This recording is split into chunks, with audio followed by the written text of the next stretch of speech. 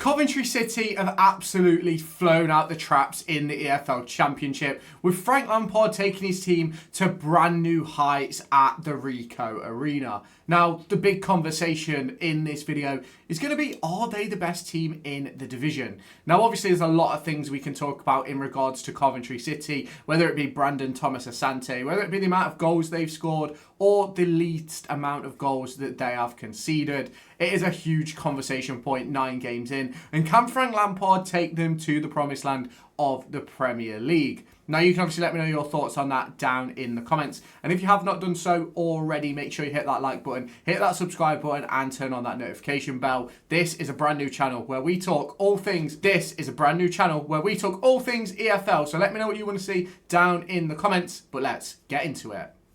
Now, Coventry City currently sit top of the table after 9 games, sitting on 19 points with a plus 20 goal difference after scoring 27 goals in their opening 9 fixtures, conceding just 7. Now, there's big conversations about this Coventry City team, and the big question really has to be, is can they keep this up? Now, are they going to go unbeaten all season?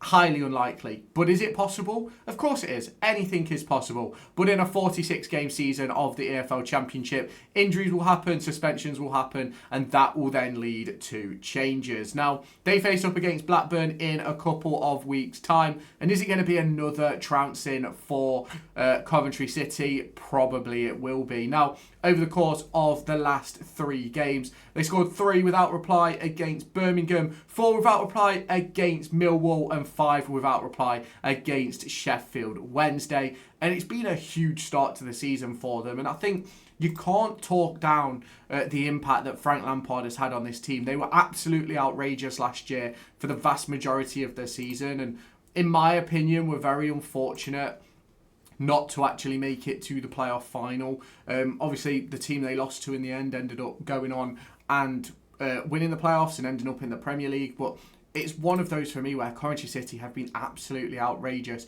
You look at their start to the season was a 0-0 draw with Hull City. Probably not where you expected it to start.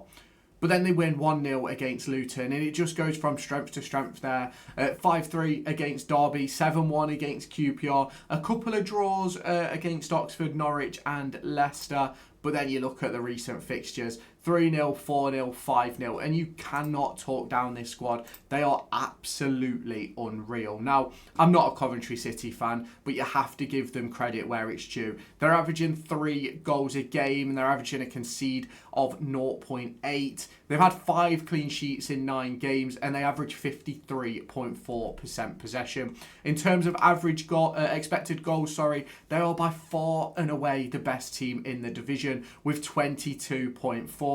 The next closest is Southampton, but they're 7 away, which is absolutely insane. They've created the most big chances, again, by far, 34 of them. The next closest team is Wrexham on 26. You then look at the likes of big chances missed. They've missed 19. Now imagine if they'd scored 5 more of those chances. We'd be having an insane conversation right now.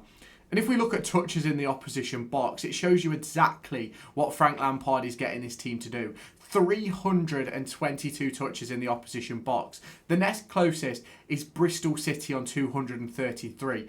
Coventry City are unbelievable. They are outrageous. And what the thing is, this stretches all the way to the defensive standpoint as well. In terms of XG conceded, 7.5, In terms of tackles per match, they're right down at the bottom because they've always got the fucking ball. It is an absolute joke how good this team is. They only have to make 22.9 clearances per game. That puts them right at the bottom of that standpoint. In terms of possession won in the final third, they sit second behind Charlton. They have 4.8 possession wins during the final third per game, which in my opinion is outrageous. And they sit around the mid-table position in terms of saves per match.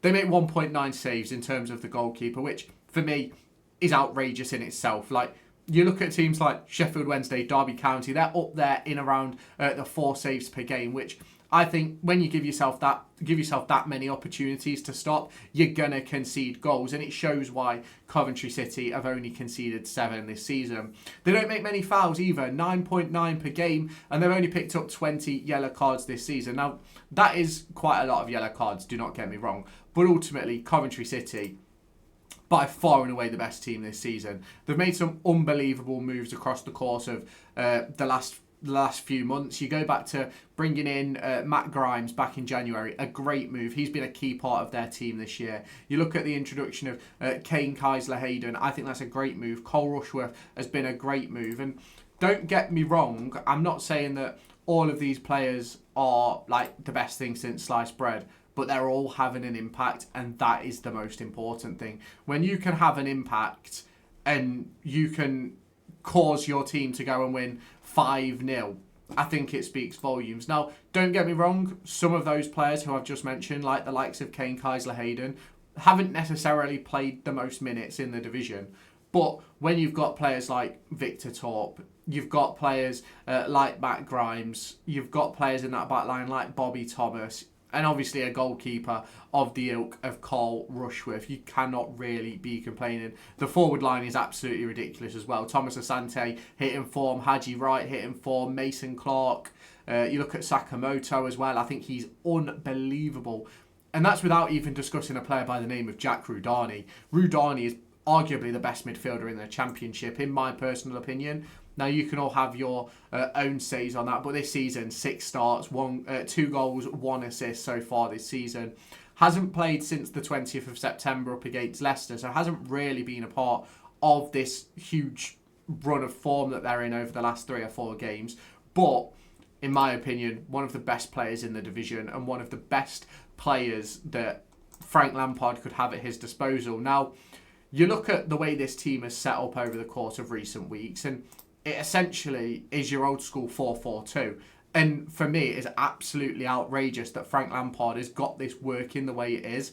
Now, don't get me wrong, that 4-4-2 setup that they've been using with Thomas Asante and Haji Wright, it's perfect because they can rotate, one can drop in, one can go. It gives the opportunity for Mason Clark and Sakamoto to push on if they need to, drop in if they need to, but also having players like Allen and Grimes as your 2 midfielders.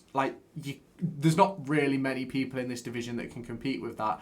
And that's without even discussing, obviously, Jack Rudani, who steps into that, in my opinion. And if you put Jack Rudani in there, make it a midfield 3, outrageous.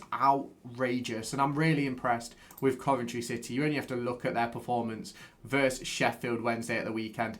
48% possession, 4.94 expected goals, 21 shots, 10 on target, 7 big chances, 5 missed. It is absolutely outrageous. 19 shots inside the box. It is ridiculous. It is absolutely ridiculous. Now, you can let me know your thoughts on Coventry City and the EFL Championship down in the comments. If you have not done so already, make sure you hit that like button, hit that subscribe button, and turn on that notification bell, and I'll catch you in the next one. Bye-bye, guys.